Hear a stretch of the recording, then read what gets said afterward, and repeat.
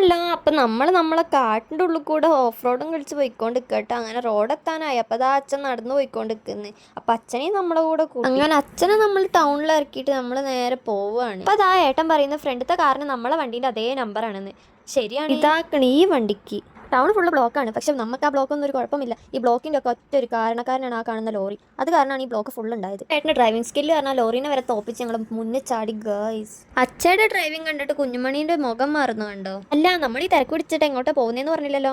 ഏട്ടൻ്റെ സിമ്മ് അടിച്ചുപോയി. അതങ്ങ് ശരിയാക്കാൻ വേണ്ടി വന്നതാണ്. പക്ഷേ ഏട്ടൻ്റെ ഭാഗ്യം കൊണ്ട് ആ ഷോപ്പ് തുറന്നിട്ടില്ല. അങ്ങനെ പോയ പോലെ തന്നെ തിരിച്ചു വരികയാണ് കേട്ടോ. പോകുമ്പോൾ ബ്ലോക്ക് ആയിരുന്നു, വരുമ്പോഴും ബ്ലോക്ക്. വരുമ്പോൾ അതാ ഈ ലോറിയാണ് കേട്ടോ കാരണക്കാരൻ. ഷോപ്പത്തെ ആളെ വിളിച്ചു നോക്കിയപ്പോൾ അവർ ചുണ്ടയിലേക്ക് വരുന്നുണ്ട് പറഞ്ഞപ്പോൾ അതേ സ്പീഡിൽ വേഗം വന്നത്. എൻ്റെ പൊന്നപ്പത്തേക്ക് ഉറങ്ങിക്കണ്. കുട്ടി ഉറങ്ങുമ്പോൾ മാത്രം എടുത്ത് കൊഞ്ചിച്ചിട്ട് വെറുപ്പിക്കുന്ന അച്ഛൻ ആരെങ്കിലും കണ്ടിട്ടുണ്ടോ? കളിച്ചോണ്ടിരിക്കുമ്പോൾ അതിനെ മൈൻഡാക്കൂല. കുട്ടി ഉറങ്ങിക്കഴിഞ്ഞാലോ ഇങ്ങനത്തെ ഒരു അച്ഛൻ വേറെ എവിടെയും ഇല്ല. മാതിരി സ്നേഹമായിരിക്കും. അങ്ങനെ പൊന്നിൻ്റെ ഉറക്കം പോയിട്ടോ. എൻ്റെ കുട്ടിക്ക് ടൗണ് കണ്ടാൽ പിന്നെ മമ്മം. അപ്പോൾ പിന്നെ മമ്മ വാങ്ങിച്ചു കൊടുക്കാതെ നിൽക്കാൻ പറ്റുമോ? എൻ്റെ ഏട്ടൻ എന്തോ പറ്റിയിക്ക. കുട്ടീനെ വെറുപ്പിച്ചോണ്ട് നിൽക്കുന്നുണ്ട്. കുഞ്ഞുമണി വർത്താനം പറയാൻ അറിയാത്തത് കൊണ്ട് ഏട്ടൻ്റെ ഭാഗ്യം. അല്ലെങ്കിൽ എന്തെങ്കിലുമൊക്കെ പറയും. ഇത് കണ്ടോ എത്ര പെട്ടെന്ന് ആ ഭാവങ്ങൾ മാറുന്നേന്ന്. കുഞ്ഞുമണീൻ്റെ ഭാവങ്ങൾ മാറാനും കാരണമുണ്ട് കേട്ടോ. അച്ഛൻ പിന്നെ അങ്ങനെ കടിച്ചു വെറുപ്പിച്ചിട്ടുണ്ടെങ്കിൽ പിന്നെ എന്താ? അപ്പോൾ ബാക്കി അടുത്ത വീഡിയോ കാണാം. ബൈ. അടുത്ത വീഡിയോ കാണാതെ പോവരുതേ.